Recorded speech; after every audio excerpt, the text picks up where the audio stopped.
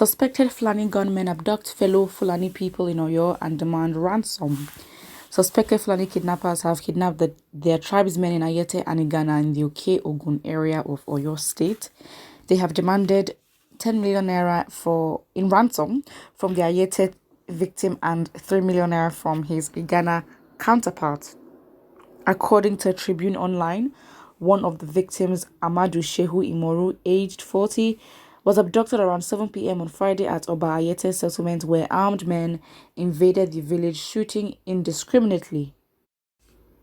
The victim's father, Imoru Gafar, told the police the abductors called the line of another of his sons on Saturday, demanding 10 million as ransom.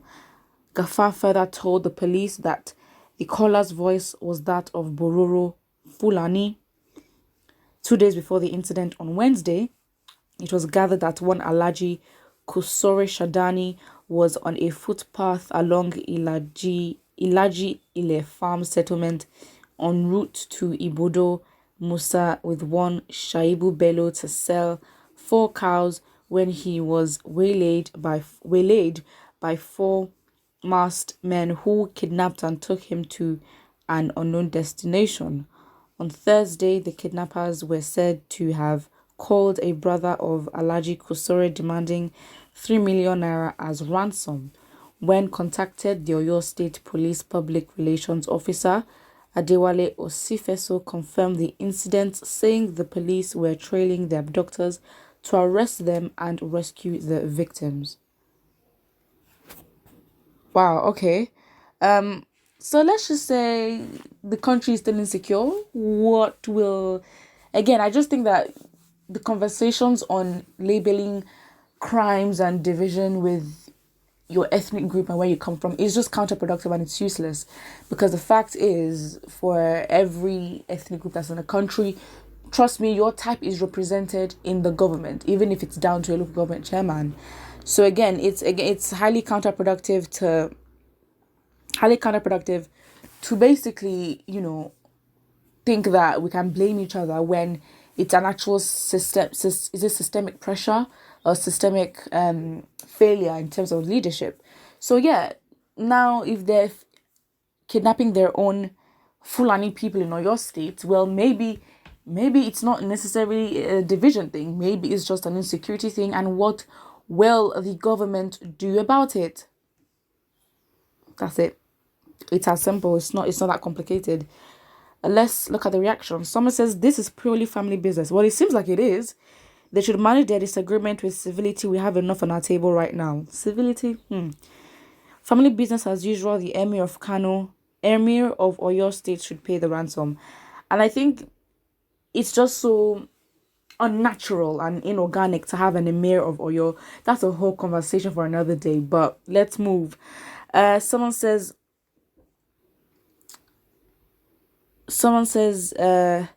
don't let the present economic hardship determine the outcome of your life. Okay, that's basically random. Another comment here says, when Sahara reporter said unknown gunmen, you can bet your school fees is IPOB. When he says suspected Fulani herdsmen, it really means unknown gunmen. It is well. What does this mean? How can you how does this make sense? Okay. Someone says, when someone from the East blame North about restructuring, show him or her this and ask him to channel his blame somewhere else. So this person then put a picture under saying, okay, so basically it says the regions are abolished. Ironsi's broadcast to nation banning political parties and introducing Decree 34 on the 24th of May 1966. But another commenter says, so Nigeria is turning to Pakistan now. No good news anymore than killing and killing. Oh God, may this Buhari tenure end as soon as possible. I don't think it's a Buhari tenure because again, Boko Haram started, did Boko Haram even start in Yar'Adua's time, or did it start at Goodluck Jonathan's time? And then obviously we have Buhari now, who's been here for 2 terms. And so again, it's like if you don't tackle these issues, there, no matter who gets into the presidency, they don't tackle it, the next person that's in line will have to face it or even face much worse. So again, I guess it's there's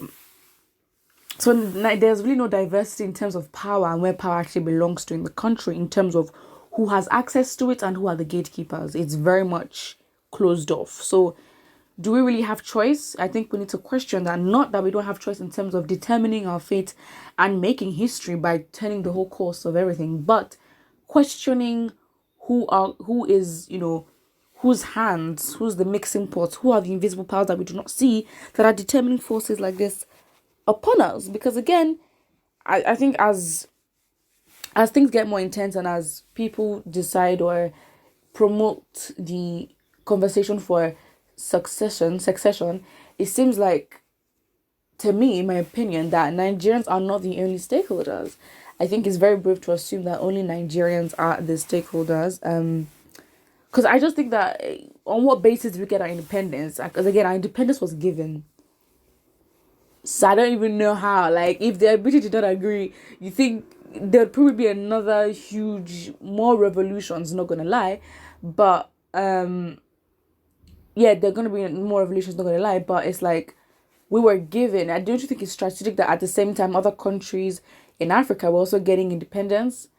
So again, it's a bit like, say, what do you want? Someone says play Nigeria's security is worsening, and becoming tales by moonlight. Let me go to market and come back. Okay, kidnapping, even of the devil, is a crime in Nigeria and must be condemned, even if it's of a Fulani man that's kidnapping. Remember the words of Patron Jonathan, this blood you are sharing, okay, continue. And her words have come to pass. If Evie is allowed to thrive because it's not affecting you today, don't laugh because it's just a matter of time. Yeah. But what do we do? I mean, we're having conversations about it, but I think we've not done something apart from the EndSARS process. I think we need to do something more intense where the government is now respects and fears the people. I think we're doing a lot, but it's not really striking to the government. So what do they want us to do? Because they're really good at keeping quiet. I mean, look at their boss, the king of silence. So again, their silence is really very, very loud and deafening. So it's like, what do we plan to do with this? Because again, it seems like all the efforts that we're doing is not really getting through to them, and there's so many layers and so many. Just put what you think about it in the comment section below, and do not forget to like and subscribe.